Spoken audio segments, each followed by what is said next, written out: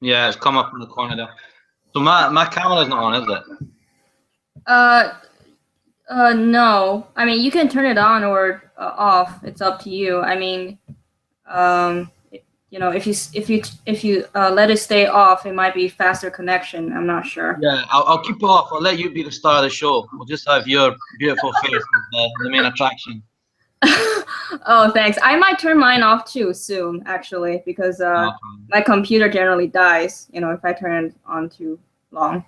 So, so is it live right now? I've never used this before, so.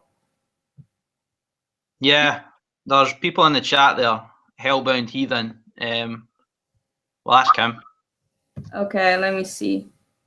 It's definitely live because I can see it on my laptop, like on YouTube. Yeah, so we're okay. Okay, so we're okay. Okay, so this is just going. Let's see if there are other people who want to come in at this hour, but I kind of doubt it. Me with my 130 subscribers now. That's not bad. my friend wants to join actually. You know the guy I've told you about. Oh yeah. You can. Anybody can join. Yeah. Okay. Well, do you mind if I send him the link then? Oh no, I don't mind at all. Go ahead. Okay, I'll just do that with him then, and we'll see if he can jump in.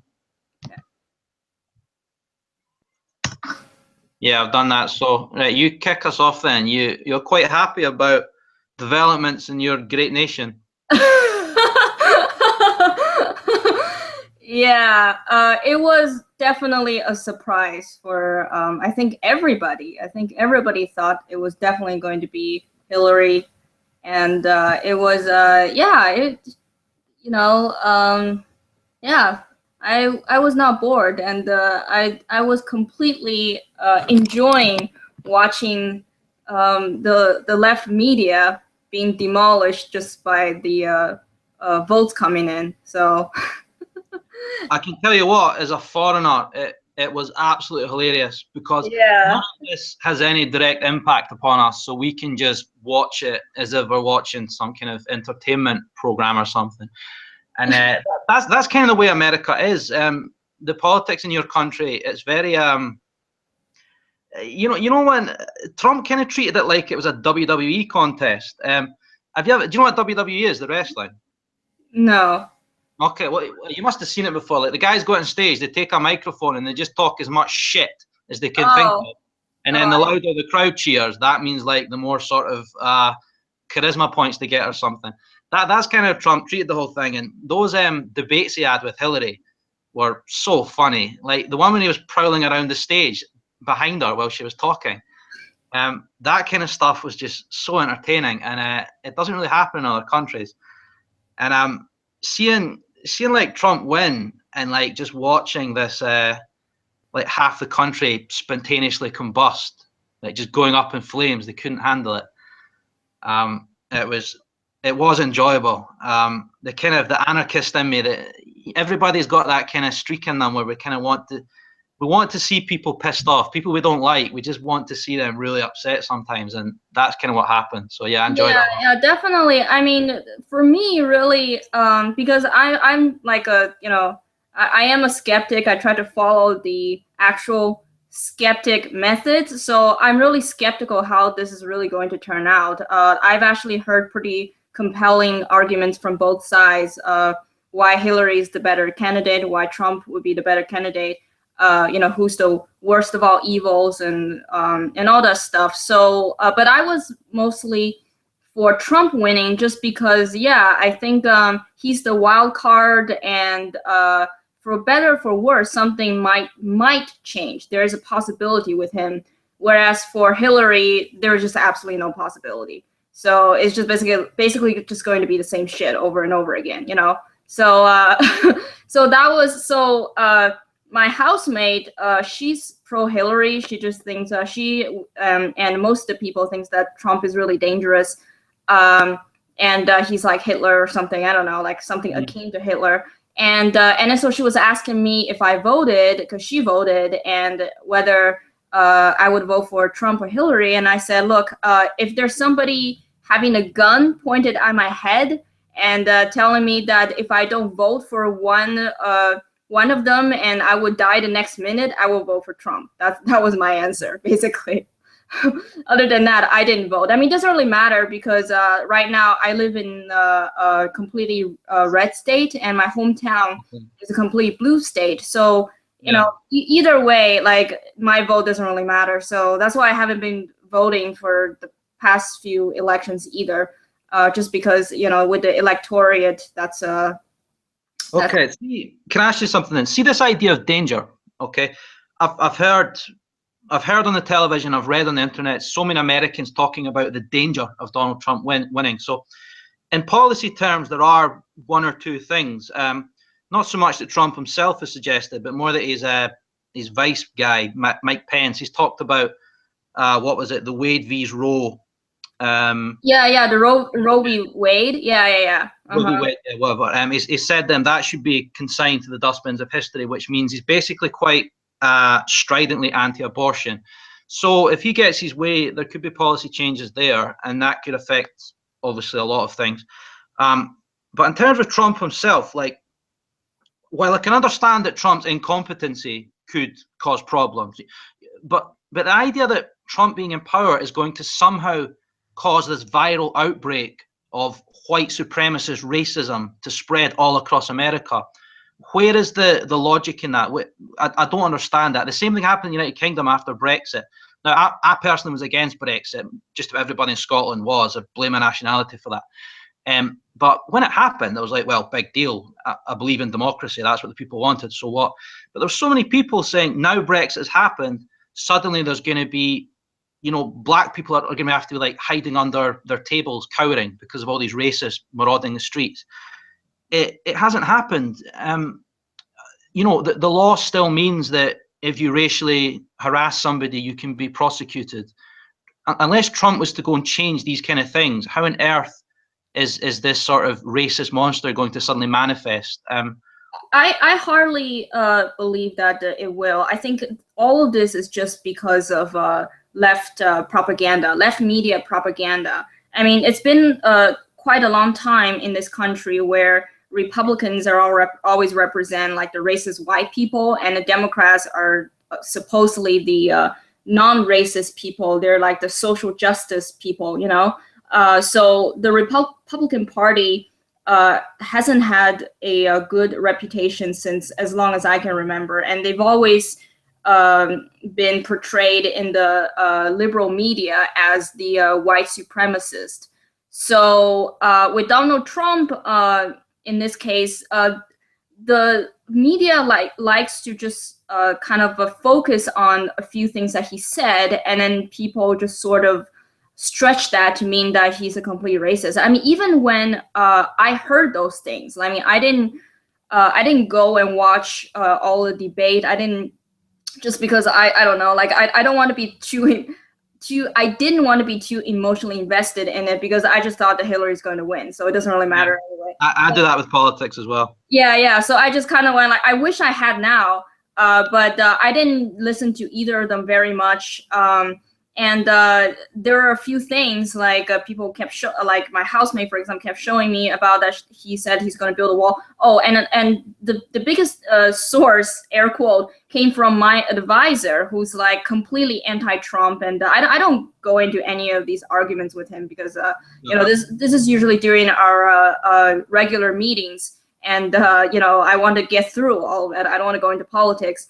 But he's just going on about the wall and that kind of thing. And right then, my thought was, it sounds pretty ridiculous, but whatever. I mean, it's the Republican Party. They've had a reputation of being ridiculous a lot. I mean, the Democratic Party, at least they can sound reasonable, but the Republican Party had like a streak of just really bad front runners. You know, who say like the stupidest things, like it was Sarah Palin during the Obama election, you know, and she say like mean stupid things, you know. So it was kind of like that. Was Sarah Palin? Was she a running mate of one of the candidates, or was she actually? Yeah. She was the running mate of John McCain. And right. who was a moderate, but he's just kind of boring. I mean, you know, he was a veteran and he's kind of boring. and somebody told me that he said something about Romania, some quirk about Romania, how America is not like Romania or some ignorant shit. I mean, like they've just that is factually true. Huh? That is factually true. Yeah, sure. I mean, that's the problem with political correctness. Facts are not allowed to be stated because political correctness stops you from doing that. Sure, but it's in that context, I would say I tend to believe that it was just some ignorant remark. I mean, yeah, it was just sort of gratuitously derogatory to Romania. Yeah, basically, and they've known for that for a long time now. But it's just so part of it. I mean, right now, really, like a lot of it is like I would say both parties' fault. I mean. I don't understand why the Republican Party doesn't find somebody who's even remotely reasonable. I mean, they had that a little bit with Ron Paul. I mean, they could find somebody who's the counterpart of like the Democratic frontrunners who can say something that actually makes some sense. But they tend to use the shock factor for some reason. Like that's what they tend to like to do, and they tend to appeal to like the religious right a lot. That's what I was going to say. As an outsider looking in, something that surprises me is the idea. Well, what we see in America is that the anti-Republican people try to characterize the Republican Party as a white movement, a white nationalist movement, or a white supremacist party. From what I see, it seems that the major identity with Republicans is their Christianity as opposed to their whiteness. Yeah. You had Ben Carson, who, from what I could see on TV, Ben Carson was not white. I mean, I can't. I mean, I guess he certainly didn't look white. He looked pretty black to me, and he was all about the Christianity. So for me, the Republican sort of identity part of their movement is more to do with their Christian beliefs as opposed to their whiteness. It seems a bit of a smear from Democrats. That I think because there will be white. You go, sorry. Yeah, I mean, I think because this country is like the most religious of all the first world countries, like people really are like religious crazy, and so they wanted those votes, so then that was their strategy, but they really had to adapt because since Obama, all the anybody who's actually remotely reasonable are just really pessimistic. It seems just like it's going to be a one-party system as opposed to two-party, just because, like I would like to have one more choice, like even if it's just two choice, at least it's better than just one choice, right? But the Republican strategy has just been a disaster for like ever since Bush, maybe even before. And the Democratic Party just sort of fed off of that. And then there's also some conspiracy theory about, well, they're really the oligarchy really are working together behind the curtains and that kind of thing. They're kind of negotiating that this is this mutual strategy or something. I'm not sure if this is true, but I think the left, the people on the left, including the extreme left, the regressives, they just sort of feed off of making fun of the right. So in some way, it's really both sides' fault. Like they just will not really at least try the reasonable approach, just because they, it's so politicized, and they want to they want to feed off of like people's stupidity, all that stuff. So yeah, but it seems like that. Despite all of this, when it gets too bad, I mean, people know what's going on. So this is what I was. This is why I said it gave me a little faith in humanity. I mean, when shits get too bad, then the pendulum does swing back.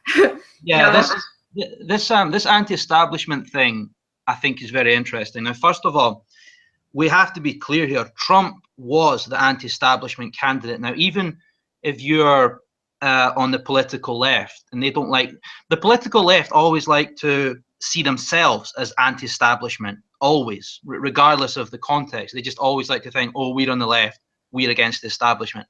But really, that wasn't the case. With 2 successive terms of Democrat rule, You had Clinton, who could not be more establishment. And by the establishment, what I'm talking about is the political class, who just about all supported her. You even had prominent Republicans like the Bush family saying that they were hoping for a Clinton victory rather than a Trump victory. So the political class, the media, apart from Fox News, and even they were lukewarm in their support of Trump, but the media were just about all on the side of Clinton. And big business. Yeah, it is, and it's really it's just kind of make me really frustrated, because when I tell these things to some of my friends who are even remotely open-minded, they just ask me, give me the proof. And so I say, well, what proof do you want? And then so they sort of like virtue signal, like, well, you're like a PhD candidate, you should know what proof is. And really, I think about it, really, if I wanted to do really give a solid proof in scientific terms, I mean, the methodology would be the following. I mean, you would, because the claim is, well, my claim is that the left has infiltrated education, the left has infiltrated media, the press. I mean, you name it. Basically, anybody who's powerful, the left has been there to manipulate people, further left. So what is the evidence for this? Well, the evidence that we see now is really consistent experience. That's all it is. It's what we read on the news. It's what we encounter in our daily life. It's a consistency. But people can always say, well, that that's not a good methodology. That could be a bias of attention, etc. Right? So if I would really provide proof of this, I would have to select a sample of institutions, education institutions. I would probably have to start from elementary school, because I think that's when it actually starts. Maybe middle school, I don't know. Maybe I could cut the elementary school and just go for middle school. And then I would have to go into the classrooms and basically do all the interviews. And then I could even do a simple thing and just asking like a contradictive statement. Like, for example, they're teaching that there's rampant racism, and then I would say that, well, how do you know that they're not told that, and then in turn they're seeing racism, and it's like a self-fulfilling prophecy, and you see the reaction, like how often does that opinion get censored versus the other thing, right? Like that would be, but I would need shit tons of money in order to do something like that, and that I would never get, right? So then you get the secondary evidence, which is what we've been seeing. It's what I experienced basically on a daily basis. And the difference between this kind of experience and let's say the feminist experience, because I think, I don't know if you've seen that video, and reasonable question from SJWs or for anti. Yeah. I mean, they're not very coherent with their questions, but this is essentially what they've been saying. They're saying that how do you know you're not committing the same error as you accuse other people being committing, right? Like when you say when you say, let's say, feminism is really bad, and look at this, how do you know that's not selective attention bias? And I think this is a very serious question. Then I don't think it's something that's very easily addressed. I don't even think people like Sargon and people, those people, they can really address it really well, because it is very, very complicated. I mean, yeah. So basically, the only way you can say is to ask them, well, what is your alternative explanation? Because I do have many alternative explanations for the rampant sexism, racism that they're talking about, right? Because, for example, just the other day, because all my Facebook feed, that makes me angry. I shouldn't do that, but it's just holy shit. I mean, I blocked them all. Seriously, I went through my Facebook list a year or two ago, and any SJW type person, I literally just blocked them. I didn't even like mute them, because I just blocked them completely, because I would still been tempted to click on their profile every now and then. I don't. I try to follow not blocking people. I mean, I do block people occasionally when they just really freaking annoys me, but usually that's after, like, I don't know, at least 25 to 30 exchanges. Then I'm just like, forget it. No, I had like black nationalists and stuff on my Facebook, and I just thought, I see. I was like, fuck this, I can't be bothered anymore. Yeah, no, I don't block these people, but I tried, but it's just holy shit. It's everyone just like, oh my God, it's because of racism. This just proves it. Oh my God. Just quickly, I'll tell you about it. I had this one guy, right? His parents are from Kenya, but he grew up in Scotland here with me. So he's not even right. So he's Kenyan at best, right? But he's really Scottish. He was telling me that Boko Haram, who are in Nigeria, which is the opposite side of the continent, you know, Kenya's on the east, Nigeria's on the west. He was telling me that Boko Haram were not real. They were a. Oh, are you still there? Hello? Really? Yeah, sorry. I thought I lost connection. Right, he was telling me that Boko Haram were a creation by the American FBI abroad, or the CIA or whatever. The women who were claiming that their daughters had been kidnapped at Chibok by Boko Haram, they were paid actors that were trained in Hollywood.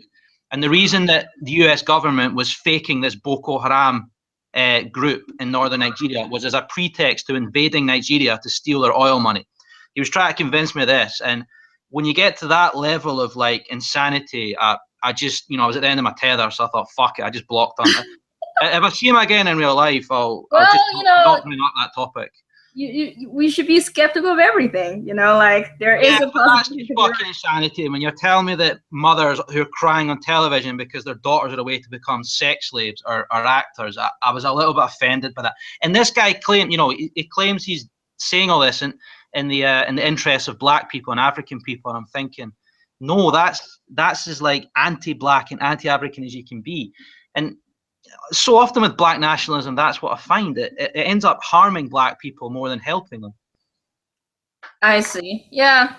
Well, I mean, I don't know a lot about Kenya, so you know, I don't. I would say the possibility of that happening is quite low, but who knows? I mean, there's some shit conspiracy going on, you know. Boko Haram are a social construct. That's effectively the message. Yeah, so basically, you know, this person I haven't talked to for like ever. She's like somebody I know from high school, and I guess even then, you know, like when I was in high school, you know, like I didn't really know much about anything, you know. So I was sort of like the outcast. I don't know, like somebody who doesn't really have any friends, sort of a thing. And even at that point, I could tell this person, she's just one of those smug people, you know, like social justice types, right, who thinks that they have like a moral superiority. Even then, like my instinct for you know, smugness or condescension, that moral righteousness is really yeah, like the Kondar is pretty on par. So she started posting. She wrote something which had a lot of like upvotes. She basically said that it just proves that it's the white supremacist system, that kind of thing. And this is because Trump won. And so I posted a comment and I said, you know that not all of Trump's voters are white, right? And then so she says that's not what I said. And then so she started like going off like about you know, this is the system, and this is what the repression. Yeah, exactly. Like it's because a majority of people look at the poll. You know, she posted all this stuff, and then so I said, well, so don't you think that's? I basically said, yeah. So you're judging the individual based on the majority. Apparently, that's not racist whatsoever. I mean, you know, fuck those 8% black people and 20% Latinos who voted for Trump. You know, they don't matter. You're just looking at the whatever 80% of white people, which are actually less in percentage than Mitt Romney. You know, like, you know, there are actually less people voting for less white people voting for Trump than before. Yeah. So then she just kind of went like she's already started immediately saying that this conversation, I'm not gonna have this conversation with you anymore. And the funniest, I also said, by the way, I forgot, I also said that, you know, there could be also a large percentage of Asians voting for Trump. And then because, you know, for example, my parents, they are actually, well, I shouldn't say Trump supporters, but they want Trump to win. I think it was around 30% voted for Trump. It was about the same as Hispanics. I just saw that statistic recently. Oh, okay. So yeah, it's quite a large, and then so it's actually kind of funny how she tried to appeal to my Asianness, you know. Was she white?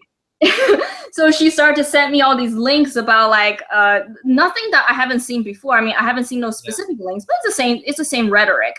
You know, it's like you know, Asian people still being discriminated against, and of course, like after I looked at it, it was just absurd. It was like basically name calling, like, oh my god, you know, it's so traumatizing to be called a banana, you know, like, and I'm just like, dude,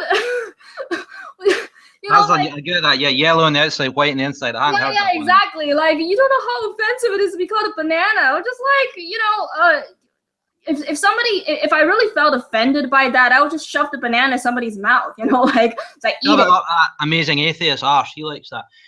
So see this girl, was she East Asian descent herself? Who? No. This person is white. Yeah. Okay, right. My friend that I was hoping could come onto the stream in a bit. He's brown skinned, South Asian descent, India, Pakistan. He made the point to me just earlier this evening. He said he almost feels treated like a pawn by these white men. Exactly. The way they speak for you, they talk about people of color. Yeah, exactly. I mean, they just the virtual signaling is like, you know, it's just humongous. So I basically said, like, I said that, okay, let me just ask this question. Please just let me ask this question. Could there be an alternative explanation? Is it possible the fact that they're experiencing these things is because the people on the left, you know, people on the left are consistently telling these people that there's rampant racism. And then they see racism everywhere, and then there's a self-fulfilling prophecy. Could that be the explanation, you know? And then she just went like, no, and then she blocked me, basically. She just, and then she said, before she blocked me, she said that, you know, I want you to read broadly and empathetic. Oh, that's Broadly's a feminist spin-off of Vice magazine, isn't it? She says broadly and listen to this, empathetically. So that's the keyword. Oh, right? Yeah, sorry, broadly and empathetically. You mean broadly? You were just using basically adjective, right? Sorry, I got totally confused there. Yeah. So then I said, you know, I've been around for a long time. I've been reading this, listening to different sides. Maybe you should try it sometimes. You know, I'm an anti-cultist. That's what I call myself. You know, and she says, well, I'm not saying that for what you said. Bye. You know, like, she just basically, this is exactly. So I basically said, this is stereotypical SJW behavior. I mean, I'm the one who want to have a discourse, want to have a conversation. You didn't address any of my points. You just basically said that what she said was also that I'm being dismissive, you know, I'm hurting other people's feelings. Yeah, like, it's just a stereotypical, like, you're playing off of people's pain. That's what she said. You know, it's just like, what's she doing? What's she doing though? She's claiming that all these people are being pained, and then she is using their pain to push her own political agenda. Yeah. So I was just saying that you're the one to talk. You basically said, like, predominantly of the white people are racist. You know, like, that's what you said. You're saying that white people are racist. That's why you're saying that Americans are racist. American white people are racist. You know, and how is that empathetically? I mean, how is that empathy at all? I mean, you're not even having a least bit of skepticism of you know, why these people voted for Trump. You know, you're not even thinking, because I asked her this question. This is the question to ask. Could there be alternative explanations? You know, is there another explanation? You know, could it possibly be because you are doing this, and this is why, you know, people think that you know, it's racism, and that's why the link that she sent me you know, does not substantiate anything. It's just like, I'm traumatized at being called a banana because I'm Asian. You know, just like, you know, why would you be traumatized by that? I mean, I don't understand. If you're traumatized, you know, just shove the banana in somebody's mouth or something. You're like, suck my dick, right? You know, I thought was it not the left? Was it not the left in the USA that kind of conferred this honorary white status upon East Asians in the first place? Because they had this problem where they were trying to prove the white supremacy in the USA, and the way of doing that was to prove where certain racial demographics lay on the economic spectrum. So they had blacks at the bottom and Hispanics more or less there too. They had whites. The whites kind of transverse the economic spectrum, but I think they're clumped more towards the top end. So if that was just it, those three groups, it'd be great. You could say, look, these white people have got all the money, they've got all the wealth, therefore they must be benefiting from systemic discrimination against the black and Hispanic people. But then, of course, you add the East Asians in, and they are right up there, if not above the whites, and that completely fucks the entire narrative. Yeah. I thought it was the left in the first place that kind of said, oh, that's because East Asians are like honorary whites. So I thought it was them that created the whole banana insult rather than the right. I wouldn't say, like, I don't think they say it out loud. I don't believe that they say it out loud. because they know that not only destroyed the narrative, but it's completely a in their definition a racist thing to say, right? So mostly because my hometown is an extremely leftist blue state, right? And so I pretty much lived through all of this, and I know that for the most part they ignore the Asians. So basically, what they generally do is that they just don't do anything in the Asian population's interest. Okay, my friend Thistlebug, he's just joined us here. So hello. Hi. Hello. Hello. Hi. So, how are you doing? I'm good. How are you? Good. Thanks. Yeah, excited to be part of this. Oh. yeah, me and Thistlebug have been chatting about this US election today and yesterday as well. So right, you've joined us, Thistlebug, right? As Lucia Farrell was saying there, that when it comes to the whole game of leftists telling us about racial issues, East Asians are incredibly non-existent. They're like a phantom presence. They just don't get mentioned. It's not just East Asians. It's also the Indians or the South Asians. It's just Asians in general. Yeah, like they just sort of mostly they ignore it, and then they sort of shove it under the bus.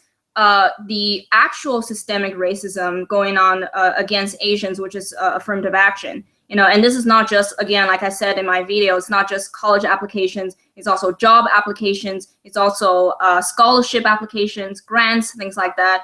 It's very selective towards Latinos and African Americans, but it's white people actually apparently statistically have a better chance of getting those scholarships, getting in those colleges that they want than Asians do. Then so this is actually a huge problem that they never told any of us.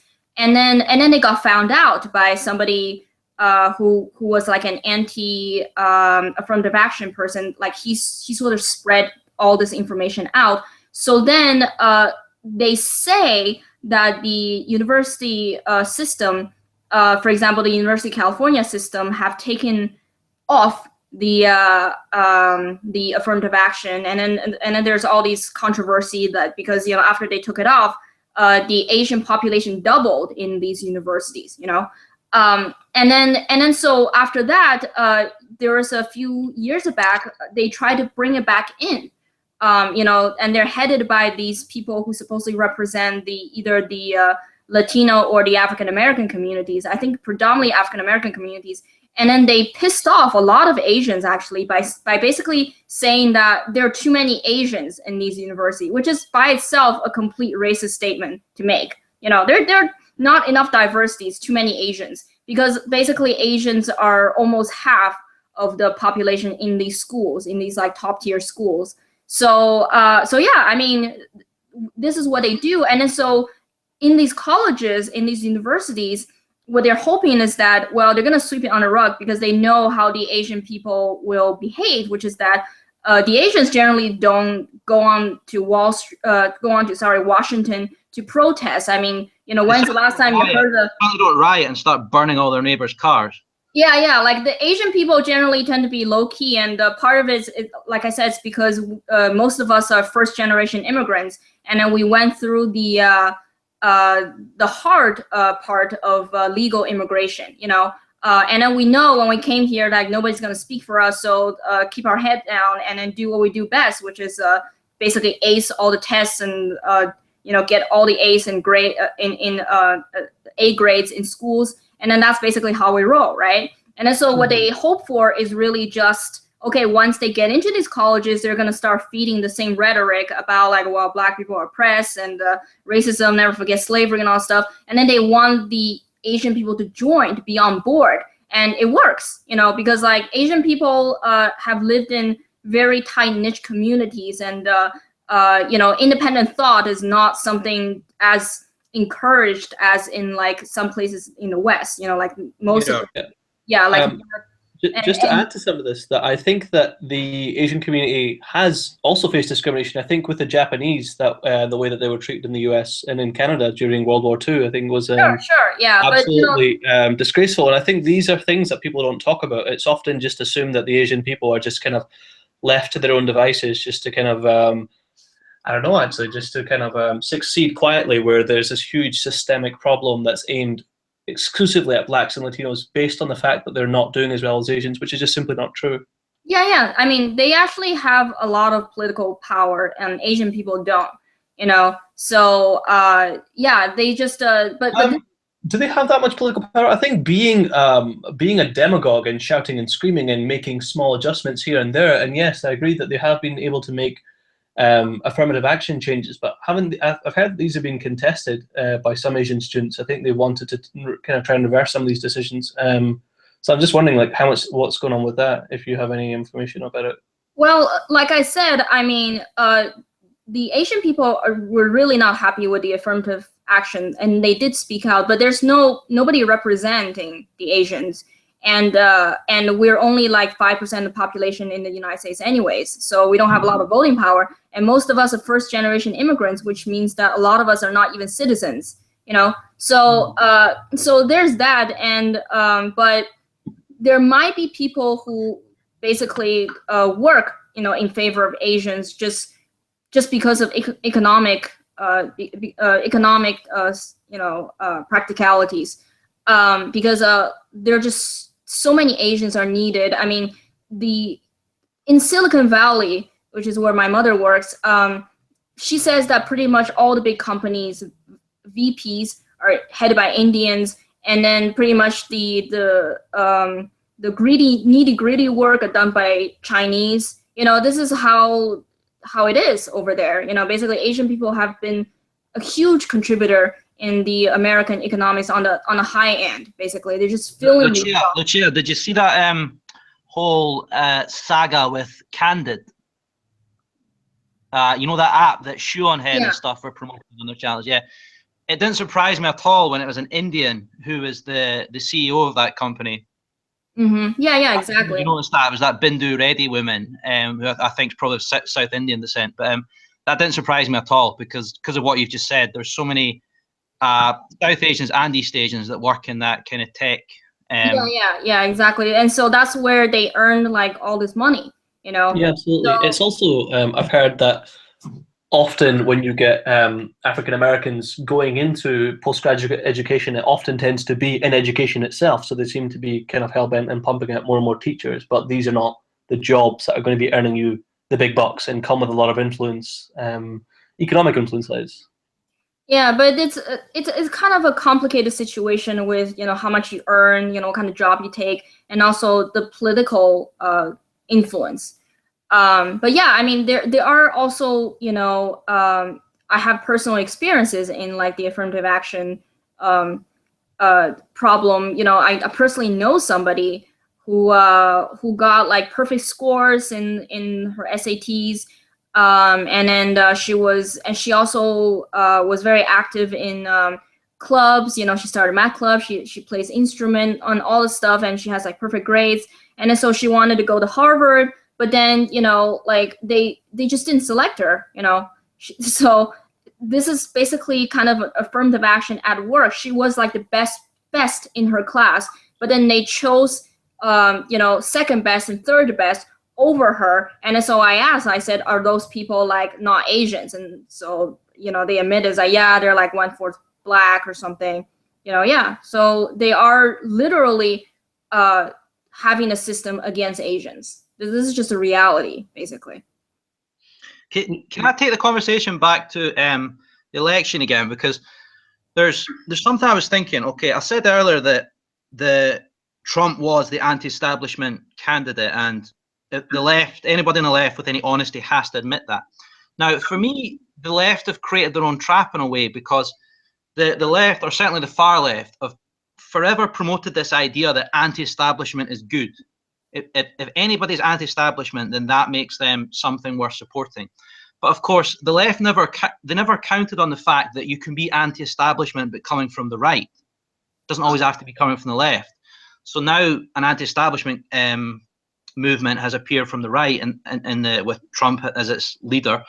So now all these sort of people are normally anti-establishment on the left are suddenly very pro-establishment. They're all wanting Hillary. So I think the left has to kind of look at itself and start asking, is anti-establishment by itself always a good thing? And I'd like to ask you two as well. Do you two think that being anti-establishment just by itself is necessarily always a good thing.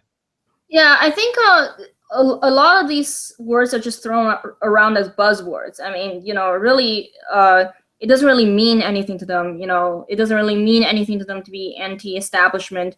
Like if you say that, well, Trump is anti-establishment, there's scoff. There's like, nah, that's not true. I mean, he gets all the votes from predominantly the white people. I mean, white people is the establishment. White people is the power grid. So therefore, no, he's not. And then if you say that, well, should we challenge the status quo? And they're saying, yeah, if you're feminist, apparently you challenge the status quo. If you are anti-racist, if you fight for the rights of minorities, then you are you challenge status quo. And then when you ask them, say, well, are you sure that's not the status quo? And then they just think that they think that you said the most absurd, crazy thing ever. Basically, if you actually ask them, are you sure what you're doing is not a status quo? Basically, you're not just being a conformist. And it does not occur to them. It does not register at all, because they think that there's no way, because what they're thinking is that no, the status quo is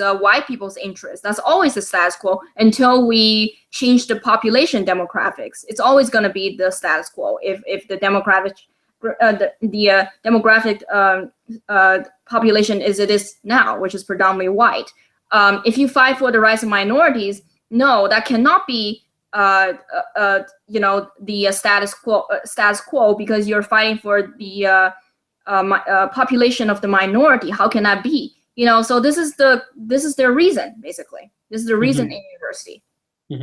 I think to answer some of your question as well, or the bits the way I see it is that the left nowadays, or the far left, are extremely dishonest and positioning themselves as being anti-establishment, as they define it, which is just to be against the so-called white majority, which in their eyes acts as some type of homogenous blob, which we know is simply not true.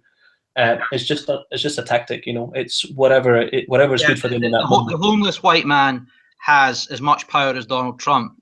It seems to be in the eyes of these people, but Exactly. So this idea of being this anti-establishment, again, it's all just about what works for them in those moments. And as Lucia was saying, that the idea that they have become the establishment is unthinkable until they have this kind of vice-like grip over everyone's thought process, speech process. I think these people are almost pro-thought crime, because they always talk about microaggression and about there's a word that they use where you have some inbuilt biases. Even if they don't manifest, it's still a problem to have them turning up. Implicit bias, yeah. Implicit bias, even though it's been shown that implicit bias exists in every single person in some way or another. Exactly. People are implicitly biased to people who look like them, people who talk like them. Even though Cameron and I,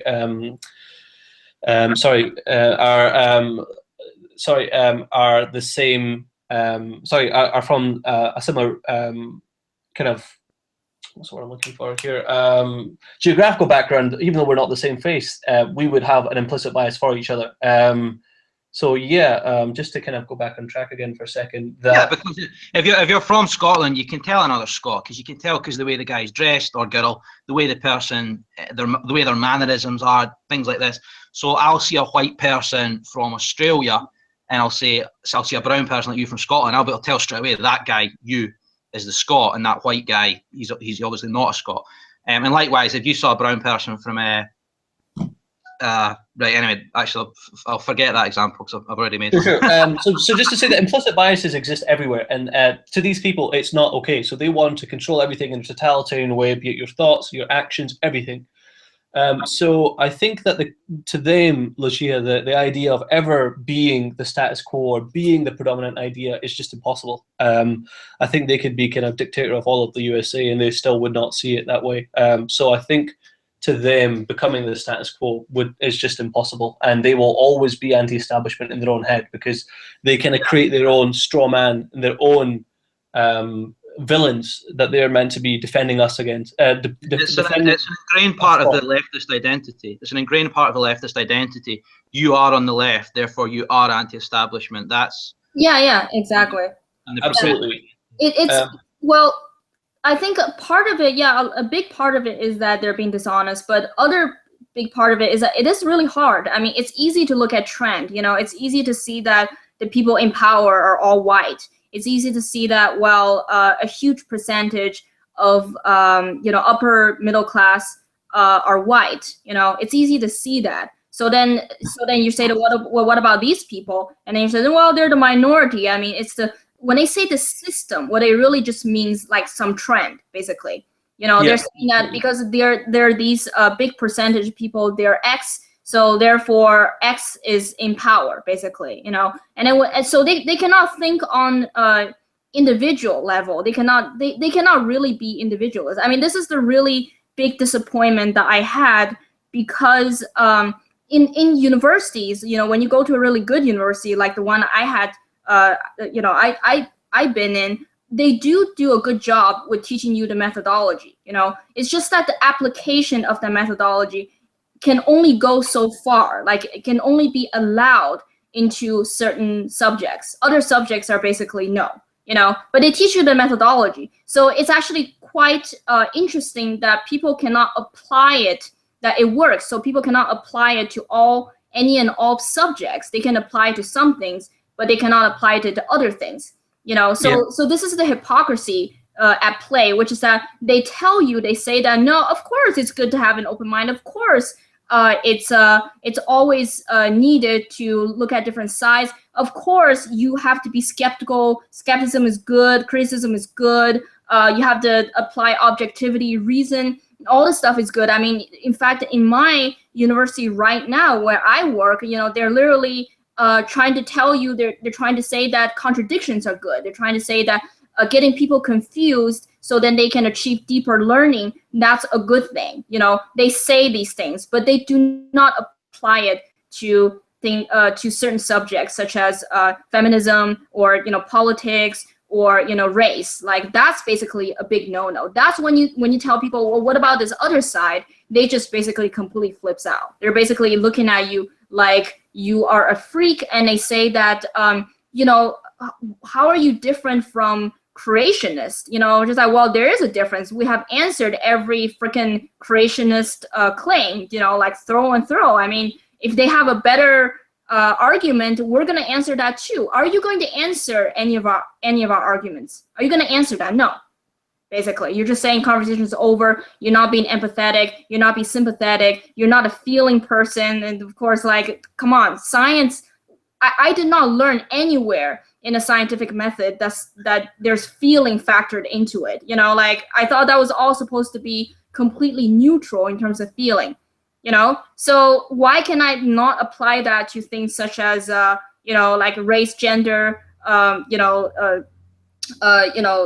sexual orientation? And they say, oh, because that's sensitive topic. That's sensitive. Yeah.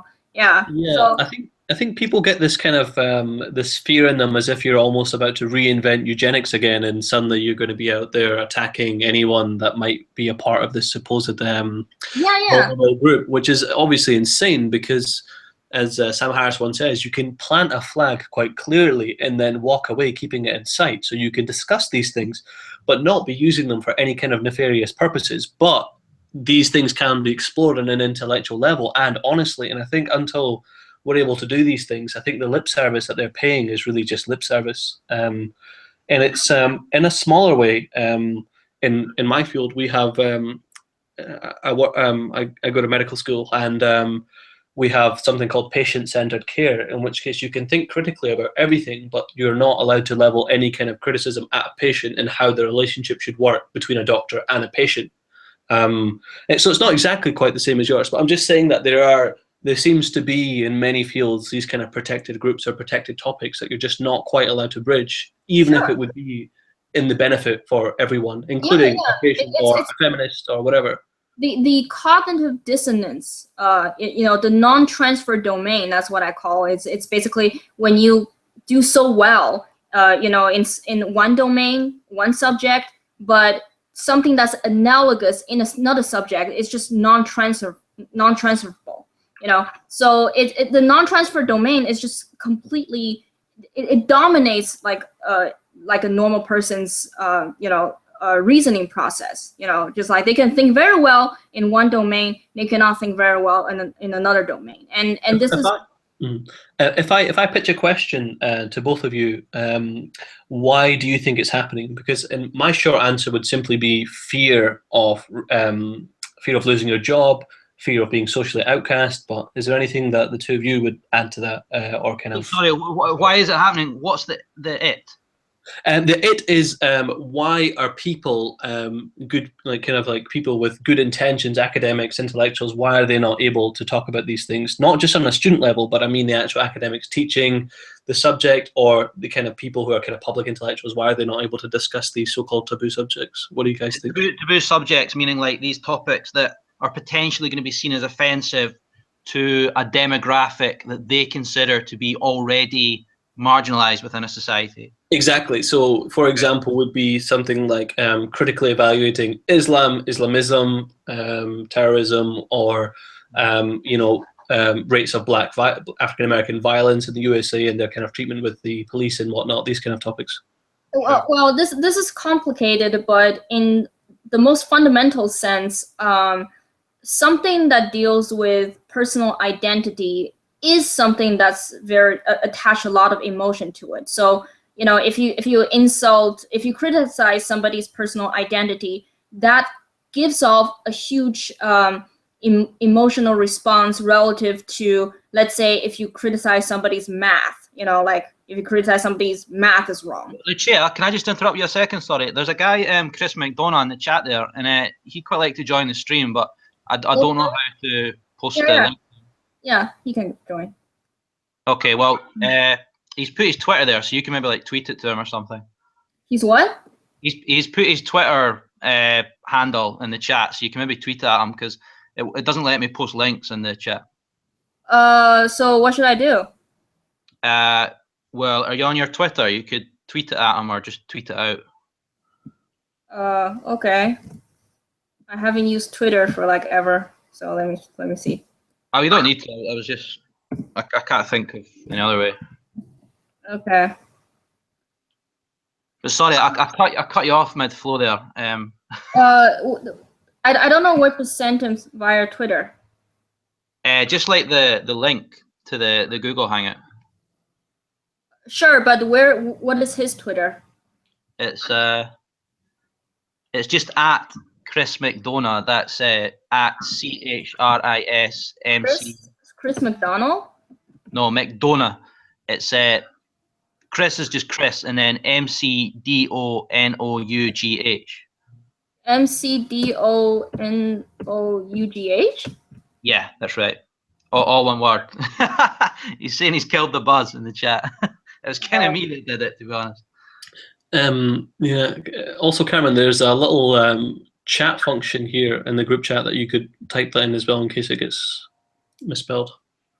Yeah. I mean, can you send it to him? I mean, I don't know how to use Twitter at all. I'm not even on Twitter, so we might just have to fuck that. Sorry, Chris. We tried. Right.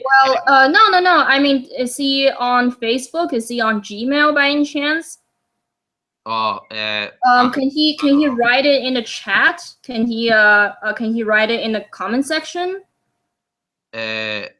What, like the link to the Google Hangout? I don't know Chris personally. It's just somebody who's watching this. He's Irish. From Dublin. Could be a threat. We gotta be careful. Oh, he's put his Google Plus profile there.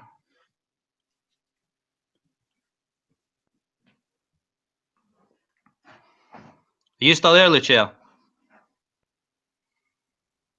Oh well. Me and you can talk, Thistlebug. Yeah, of course, funny boss. I wanted to say to Lucia, although I've not got around to it yet, but the American understanding of leftism, or sort of what it means to be left-wing politically, is quite different to the European understanding, I think, because in Europe it tends to be that when we think of sort of left-wing ideas, it is to do with sort of trying to improve social equality, not equality of outcome, but equality of opportunity. And that dreaded phrase social justice probably does appear somewhere. But it's more something that we look to do by economic means. We tend to see the people who are most disadvantaged in society as being also those who are the most materially disadvantaged or have access to the fewest resources. Whereas in America, that doesn't seem to be the case. They seem to think that arbitrary factors such as your skin color or your gender are the best indication of where you're going to stand in society.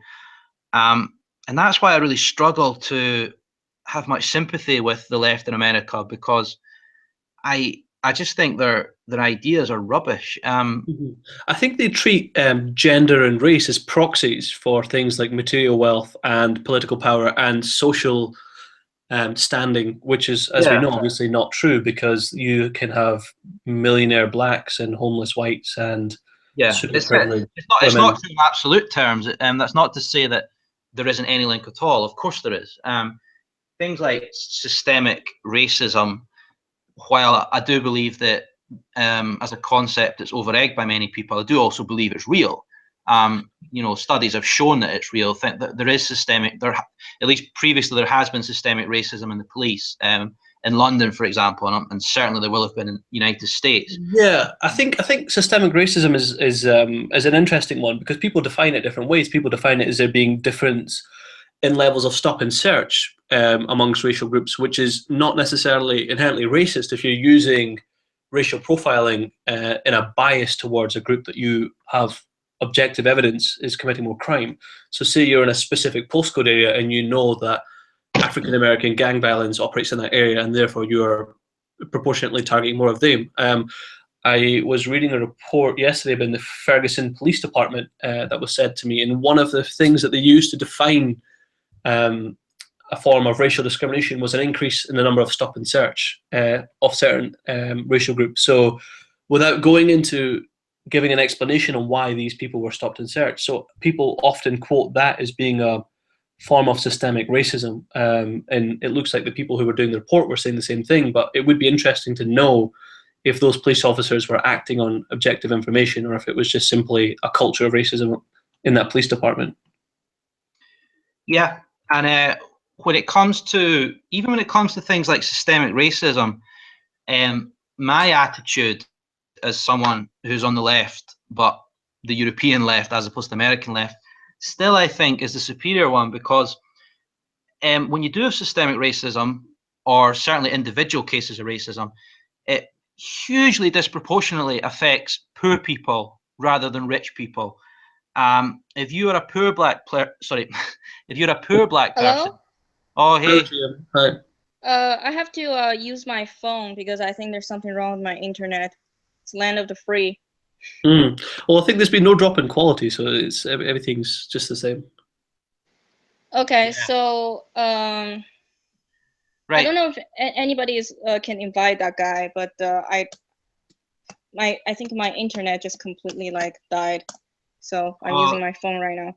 Okay, yeah, no, I wasn't able to find a way to get that Chris McDonough into the stream, but I just moved on to a different topic, Lucia, and me and Thistlebug were saying there that I actually am somebody who's probably leans to the left politically, and something I find that's a huge difference between the European left and the US left is that in Europe, the left is primarily concerned with helping the most disadvantaged in society, but we define disadvantage by meaning access to resources, or material wealth, or access to material goods. Whereas in the USA, the most disadvantaged tend to be defined by arbitrary characteristics, such as having a certain ethnicity or race or gender, which is deemed to be disadvantageous to them. And I think this has real problems. If you take, for example, the Black Lives Matter movement, I didn't understand that, because after being male, the next thing that was most likely to get you shot by police was being poor, not being black. If you were a poor white person, a poor white man, you were far more likely